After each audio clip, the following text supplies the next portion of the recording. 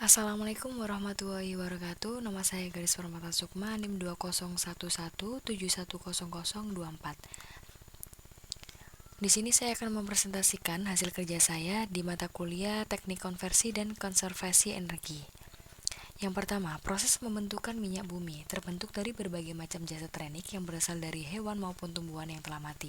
Kemudian dari jasad trenik itu sendiri akan terbawa menuju ke aliran sungai bersama dengan lumpur yang akan melakukan pengendapan ke bagian dasar laut. Kemudian akibat dari adanya pengaruh waktu yang berjalan dalam kurun waktu ribuan hingga jutaan tahun dengan temperatur yang tinggi hingga tekanan yang berasal dari lapisan yang berada di bagian atas, jasad trenik akan menjadi bintik gelembung minyak atau gas.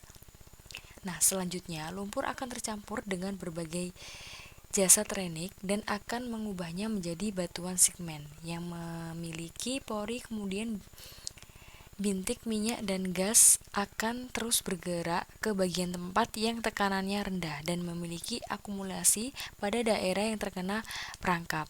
Sebelum akhirnya minyak bumi dapat dimanfaatkan untuk kehidupan sehari-hari, minyak bumi masih dalam bentuk crude oil atau minyak mentah.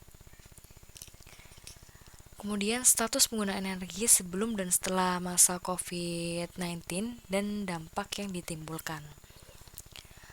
Jadi dengan berubahnya grafik pertumbuhan ekonomi karena pengaruh pandemi COVID-19 ini, maka outlook energi Indonesia pasti mendapatkan pengaruh yang besar, terutama pada proyeksi permintaan energi.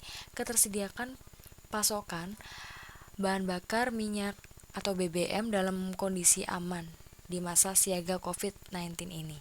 Namun demikian, dari pantauan selama meluasnya wabah corona di Indonesia, konsumsi masyarakat terhadap penggunaan BBM mengalami penurunan. Secara umum, konsumsi BBM turun 8% dari rata-rata nasional harian, atau dari 134,87 ribu KL menjadi 123,74 ribu KL. Jumlah ini dianggap aman untuk memenuhi kebutuhan energi sehari-hari di tengah pandemi corona dan akan terus ditambah sesuai supply. Dampak dari COVID ini sendiri, omset angkutan barang yang mencapai 25% hingga 50%.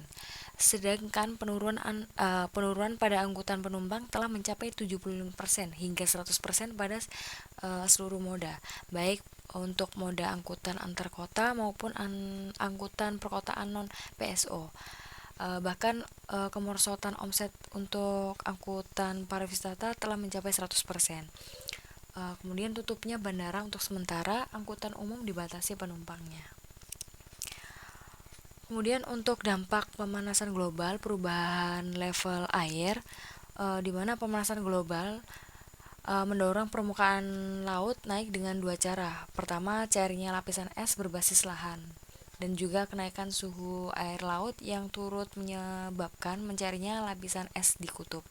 Tingkat emisi gas rumah kaca pada saat ini, lautan di dunia akan naik hampir 2 meter pada tahun 2100 dan sekitar 15 meter pada tahun 2500. Penelitian Pusat Penelitian Kemasyarakatan dan Kebudayaan atau LIPI menyatakan kenaikan permukaan laut diperkirakan mencapai antara 25 hingga 50 cm pada 2050 dan 2100 dan diprediksi mengenai sebagai besar kota-kota pesisir di Indonesia.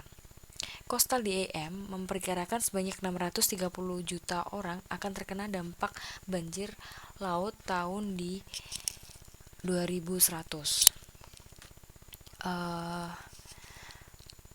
Apa sih dampak yang ditimbulkan pemanasan global di kenaikan level air ini?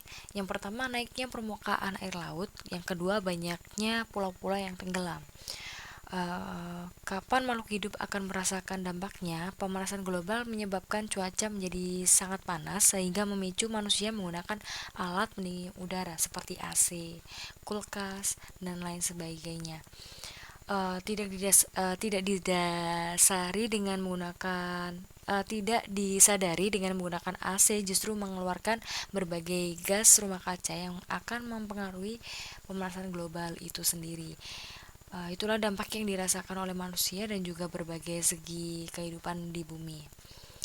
Kemudian di mana saja sih dampak yang ditimbulkan pemanasan global, khususnya di kenaikan level air ini? Yang pertama, Indonesia kehilangan 26 pulau. Di mana yang awalnya 17.506 pulau menjadi 17.408 pulau saja. Kenaikan air laut ini 5 sampai 8 meter tiap tahunnya.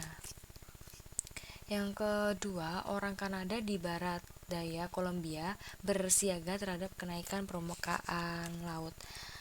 Jadi untuk permukaan air laut ini naik sampai 4 hingga 5 meter setiap tahunnya. Untuk Pulau Tuvalu di Jepang hampir tenggelam. Pulau ini terletak hanya beberapa meter di atas permukaan air laut saja dan terancam tenggelam karena permukaan air laut naik secara signifikan karena pemanasan global. Yang keempat, desa-desa di pantai India Timur akan tenggelam, di mana air naik paling sedikitnya 9 mm. Untuk yang terakhir, Kepulauan Torres Strait dilanda kenaikan level laut. Mengalami banjir dalam 2 tahun terakhir akibat dari air pasang yang terus-menerus. Kemudian siapa saja sih yang berperan dalam mengatasi pemanasan global ini? Sebenarnya semua makhluk hidup yang ada di bumi ini mempunyai tanggung jawab penuh terhadap terjadinya pemanasan global itu manusia sendiri, karena aktivitas yang dilakukan seperti penggunaan bahan bakar yang mencemari lingkungan, alat elektronik yang menghasilkan gas rumah kaca. Mengapa kenaikan level air bisa terjadi? Kondisi bumi yang sangat panas, maka gunung es tersebut longsor dan es mulai mencair. Ketika es mencair, maka akan menambah volume air laut, sehingga permukaan air laut menjadi naik, akibatnya bertambahnya volume air. Bagaimana sih cara mengatasi kenaikan level air? Dengan cara mengurangi aktivitas seperti penggunaan bahan bakar yang mencemari lingkungan, mengurangi alat elektronik yang menghasilkan gas rumah kaca. Mungkin itu saja yang bisa saya sampaikan. Kurang lebihnya mohon maaf. Wassalamualaikum warahmatullahi wabarakatuh.